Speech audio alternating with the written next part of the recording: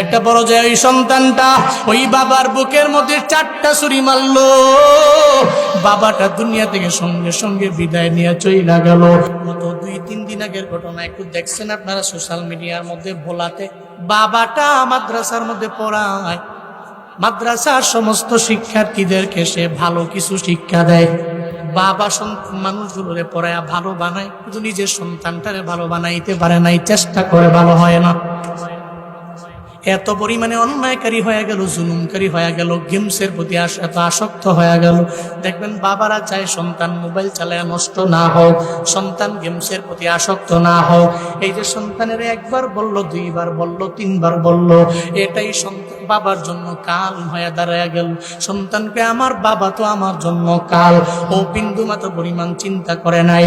এই বাবা যদি চলে যায় তাহলে বৃক্ষ চলে যাবে, এই বৃক্ষের ছায়া যেদিন হারায় যাবে।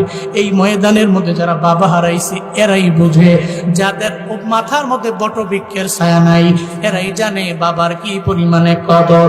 কিন্তু ভোলার ওই সন্তান বুঝে না, সঙ্গে সঙ্গে চিন্তা ভাবনা করে নিল আমার বাবারে দুনিয়া থেকে বিদায় করে দেওয়া লাগবে। একটা পর্যায়ে ফিল্মি স্টাইলে অনলাইন থেকে একটা ছুরিও কিনে আইনা যখন তার মা নানির বাড়ি চলে গেল, রুমের মধ্যে যাইয়া হঠাৎ করে রাতের বেলা বাবার রুমের দরজার মধ্যে করা নাড়ে। বাবা ঘুম থেকে ওইটা দরজাটা খুলতে দেরি, সঙ্গে সঙ্গে বুকের মধ্যে একটা ছুরি লাগায়া দেয়। একবার ছুরি মারার পরে বাবা বাঁচার জন্য ছুরির মধ্যে ধরে। এই সন্তান বাবারে মারে, সন্তান বাবারে মারে, সন্তান বাবারে মারে। বুকের মধ্যে একটা ছুরি লাগাইছে, বাবা হয় ছুরির মধ্যে জোরে ধরছে, ধরার পরেও সে ছাড়ে নাই। একটা পর্যায়ে ঘুমের মানুষ, ঘুম থেকে জাগলে তো কোনো হিতাহিত জ্ঞান থাকে না। একটা পর্যায়ে আবারও ছুরি দিয়া বুকের মধ্যে মারলো। একটা পর্যায়ে ওই সন্তানটা ওই বাবার বুকের মধ্যে 4টা ছুরি মারলো। বাবাটা দুনিয়া থেকে সঙ্গে সঙ্গে বিদায় নিয়ে চইলা গেল। আবার জানাজার মধ্যে আইসা কয়, আমার বাবারে যারা মারছে, আমার বাবারে যারা মারছে এদের বিচার আমি চাই। চেহারার মধ্যে কোনো কান্নার ছাপ দেখা যায় না, চেহারার মধ্যে চোখের মধ্যে কোনো কান্নার পানি দেখা যায় না। তখন 3-4 দিন পরে যখন গবেষণাগারেরা এরা যখন গবেষণা করলো, যখন এরা গেল তদন্ত করলো, দেখা গেল রে বাবারে মারছে ওই পোলাডায়। কেন মারছে?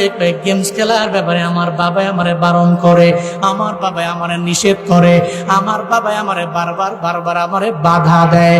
একটা সন্তান হইয়া বাবার প্রতি এত নিমহারাম হয়, অথচ বাবারা কি পরিমাণে কষ্ট করে। এই বাবার অবদান জীবনে কোনোদিন বলতে পারবা না। আমি জুনায়েদ আল হাবিব কেমনে হইলাম, পেছনে আমার বাবার অবদান। আমি জুনায়েদ আল হাবিব কেমনে হইলাম, আমার মায়ের অবদান। আমি জুনায়েদ আল হাবিব কেমনে হইলাম, আমার পরিবারের সমস্ত যারা যারা মুরব্বী সিনিয়র যারা, এই সমস্ত লোকদের অবদান। জীবনে কোনোদিন আমি এটা বলতে পারবো না। এই নিমক হারাম হবা না, চলার পথে বাবার থেকে দোয়া নিয়ে চলবা।